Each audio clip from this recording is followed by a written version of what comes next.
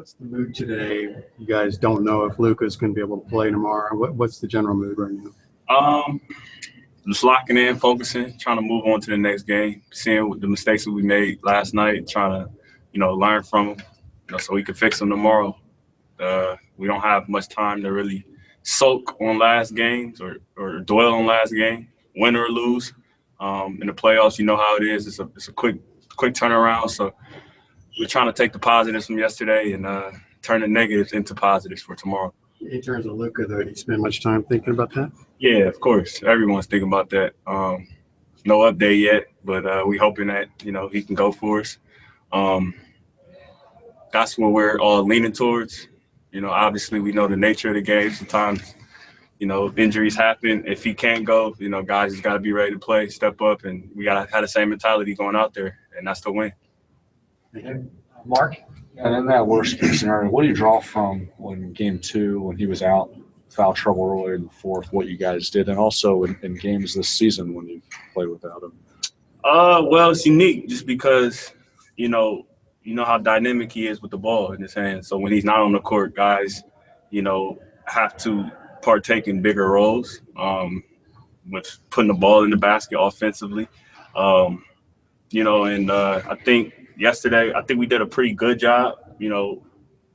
We didn't expect for him to go out of the game, but when it happened, I think we still did a really good job of staying together. Offensively, defensively, we could have been better down the stretch, but on the offensive end, I think the ball still moved. It was a lot of penetration, and we got good looks. I think there was a lot of good looks last night that we got that we just didn't make, and that's a positive as well. When you can look at film and see, guys getting open shots, and it's just not falling. That gives you confidence going into the next game. We're professionals. We know we can make those shots. Guys just got to stay confident and ready to play. And last one here in the room is Kyle.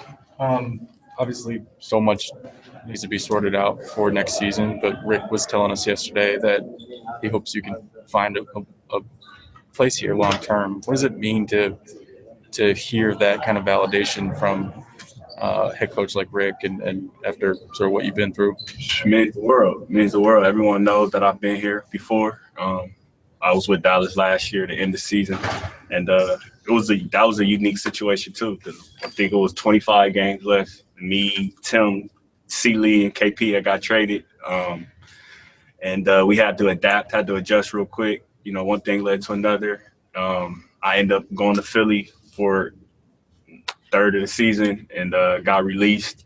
Coach Carlisle, those guys called back and showed their interest, and I just stayed in shape, stayed ready.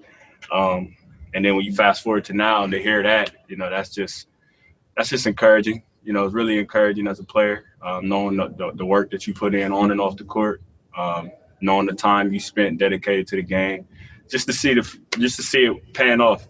But for me, I know that we down 2-1 still, and that's a great compliment. But not only myself, my whole team, we all trying to win this series. So it's good to hear that, but we got some more work to do.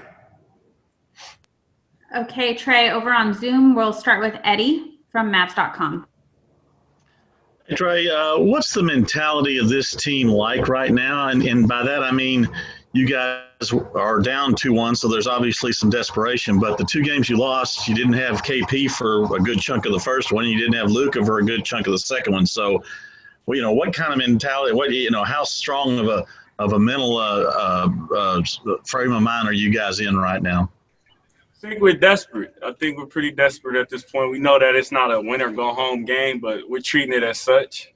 Everyone's really eager to get back out there, knowing how close we were, besides how the score looked, how close we were to winning that game yesterday.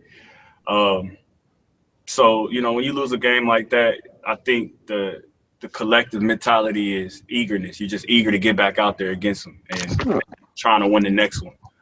We know that we have games in between, so we try to use days like today to get in the gym like we just did, watch film, see what we could correct and go from there. But I think everyone is just really confident. I don't think no one's deflated. No one is in their shell. I think we know we have a real shot of winning this series, and that's how we are approaching it. Thank you.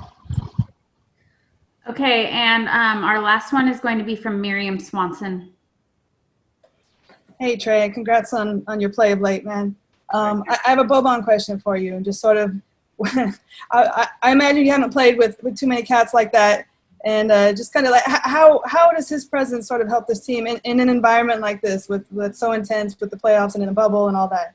It's great. It's great, man. If you know him as a player, as a person, I don't even need to explain it. It's just his charisma, his the joy he brings to other teammates, just the way he acts. He's a fun guy to be around, and it's just as simple as that.